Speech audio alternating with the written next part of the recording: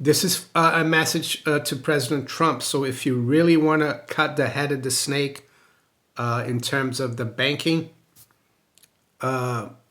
power, it's in Basel, Switzerland. And unless you do that, the Mexican cartels are going to continue to be able to operate within the financial system. Tuesday, March 11th, 2025, Maneco 64, home of alternative economics and contrarian views. Well, I recently interviewed Judy Shelton, who was an advisor to President Trump in his first term.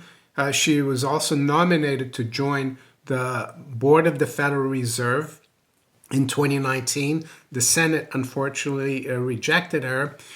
And in our interview, she made it known to me and to you, the public, that she thinks the Federal Reserve is out of control and it needs to be brought back to heel, short of course, abolishing the Federal Reserve, which I think, in my opinion, is the best course of action. And what I want to talk about today, though, is a bank that's even more powerful than the Federal Reserve. And also recommend a video that explains that really well. A video that was made about 8 years ago, and I remember it well. So before we go further, just wanted to let you know that the bank I'm going to talk about is this one here, the Tower of Basel, or the Bank for International Settlements, also known as the BIS. And this is a great book. I'm going to talk a little bit about the book, but also about some other topics. So it says here, the shadowy history of the secret bank that runs the world. So there you go. How come nobody knows about this? Well, some people do. And the reason I'm talking about this is because of HSBC. I spoke about HSBC yesterday. The head of the bullion department, precious metals trading, retired, so to speak, last month. Of course, we're seeing all the problems that the Bank of England and the LBMA Association, the London bullion market, is having, delivering gold. And what's it got to do with the BIS? Well, it's got to do with the BIS because the video from 2017 also has to do with the BIS and HSBC. And I'm not saying what's happening right now is related to that, but who knows? But before I start, though, I'd like to give a quick shout out to Miles Franklin, my U.S. affiliated precious metals dealer. You should check out their website. Their details are below in the description. They always have specials. And if you're looking to deal with them, or if you're looking just to speak to them about buying gold and silver, make sure you mention Maneco 64 or Mario. They'll be extra helpful. And here in the UK as well, I'd like to give a shout out to Gold Investments. They've got some specials all the time, and I have promo codes below in the description as well. So could there really be a bank that's more powerful than the Federal Reserve? Well, you bet there is, and it is the Bank for International Settlements. And I even have a playlist for this bank, and I'll put it right here. So I'll give you a little bit of a summary of how this bank came about. Well, it was created under the auspices of the League of Nations in 1930. And of course, the United States did not join the League of Nations. So this Bank for International Settlement was created as the central bank's bank. And it was created by international treaty. And the major countries that were involved were the European countries, the major European powers, and Japan. And they signed the treaty and they created the bank. And believe it or not, JP Morgan, First National City Bank of New York, and First National Bank of Chicago were also part of that treaty. They were major shareholders. And I guess the Fed wasn't involved because the Fed is a hybrid government institution. And as the U.S. hadn't signed or wasn't a member of the League of Nations, it had to be done through the private banks. But now the Federal Reserve is part of the BIS. They are members of the BIS. And what's so important and significant about the BIS? Well, I would say that despite being in Basel, Switzerland, it's a little bit like the Vatican. Like the Vatican is in Italy, but it's not really ruled by Italian law. And the same thing goes for the BIS. It has supranational status in the world. So the central bankers like Jay Powell and others around the world, when they travel to Basel every other month for their bi-monthly meetings, they travel with BIS diplomatic passports, and they can't be stopped by customs or anything. And unless there's a criminal act by the BIS employees in Basel, they don't have to disclose anything to Swiss authorities. All records, documents, everything is like private. They're above the law. They're completely like a country within Switzerland. So why is that so important, that supranational status? Well, because as they are the central bank's banker, whenever the central banks need to do shady deals, they go through the BIS because they are above the law. And did you know the BIS dealt with the Germans and the Allies during World War II? So it financed both sides of the war. And the Norwegian delegation at the Bretton Woods conference wanted to abolish this bank because of that, but John Maynard Keynes, the British representative, vetoed that. So that's how important the BIS is. So what's it got to do with HSBC? And of course, I spoke about HSBC and how the head of the bullion bank department there recently retired. We don't know if that's the real reason why he left. Maybe he resigned with all the troubles that we're seeing in London, with the fact that the Bank of England and the LBMA vaults seem to be having difficulty deliver spot physical gold. It's taking them like anywhere from 4 to 8 weeks. So yeah, I spoke about that yesterday. And then I remembered the video that John Titus, who I've had on the channel from Best Evidence, did back in 2017 called All the Plenary's Men. And here again, I'm going to associate another guy that's in the news right now, aside from LBMA, HSBC. And that's the newly minted Prime Minister of Canada, Mark Carney. Yes, it's a weird parliamentary system they have there. It's like the UK one.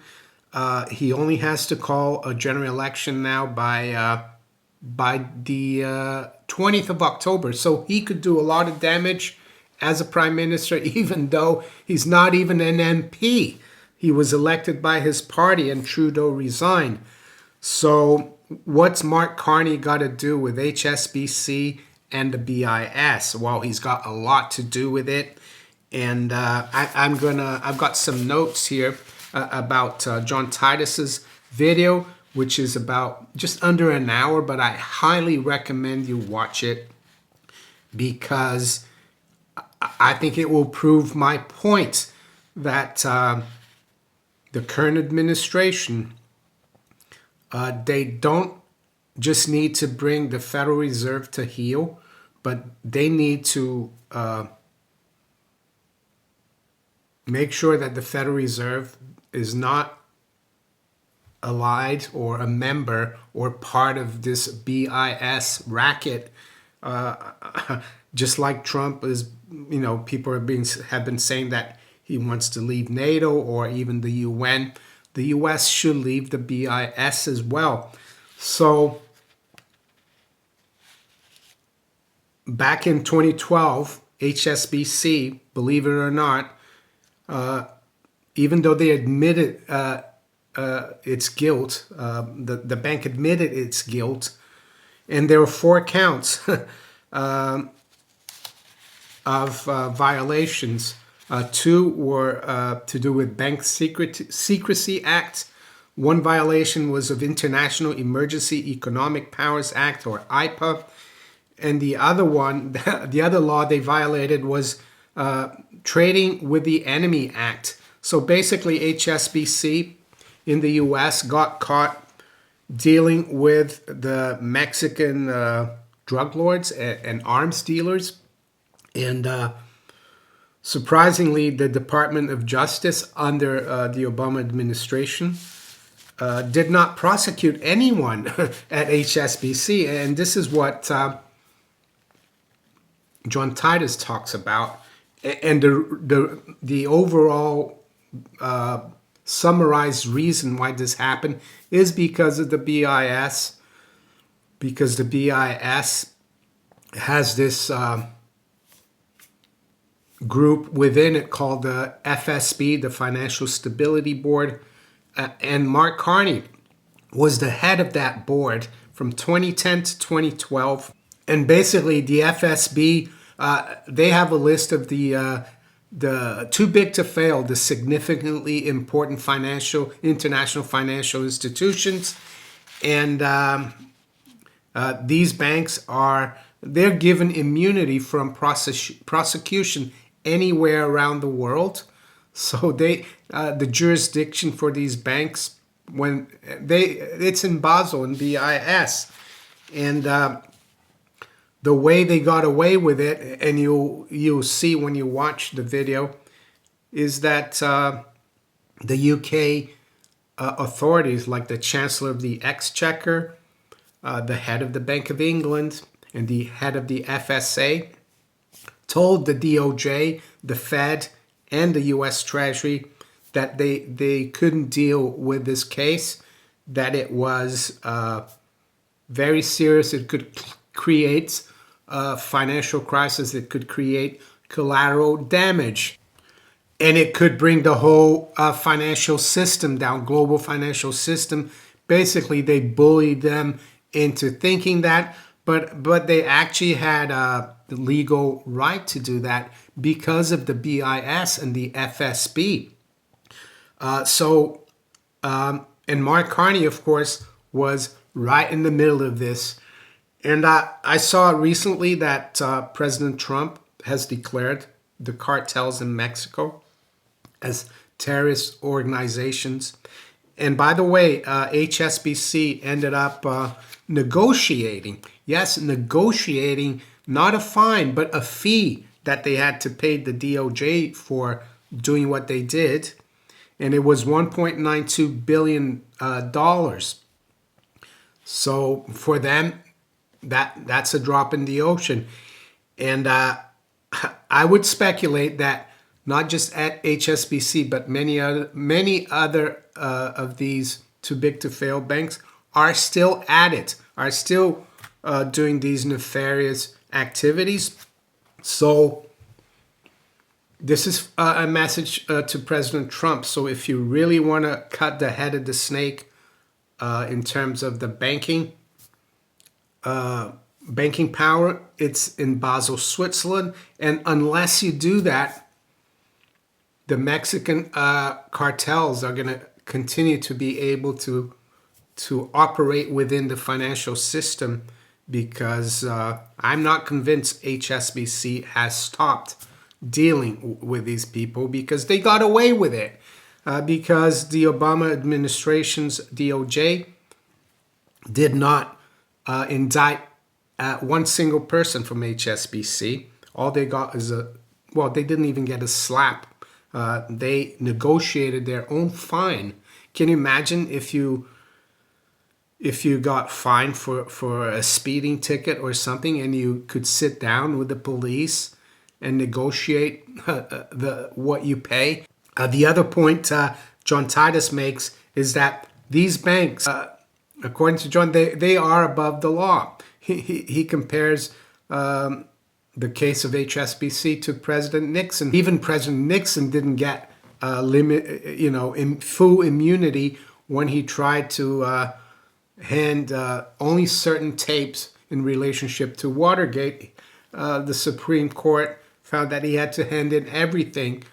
So HSBC and these banks are more powerful than the president. So the conclusion that John Titus comes to is that, they've got huge power, these banks that are regulated by Basel, the FSB.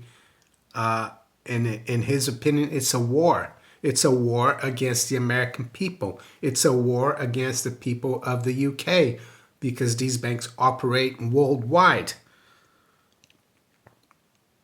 So what can we do to try to fight this? Well, I'm trying to do it here by letting you know about it so that you can talk to people about it. I know it's a topic that very few people get into, but it's very close to the Federal Reserve and central banking.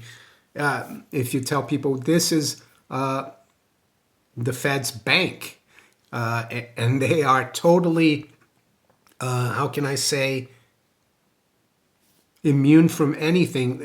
They are like the Vatican of finance, and no one can touch anything they do.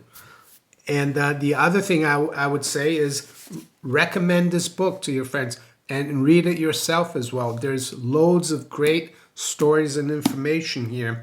There's even a story of when the Germans invaded Czechoslovakia in 1938, just before World War I.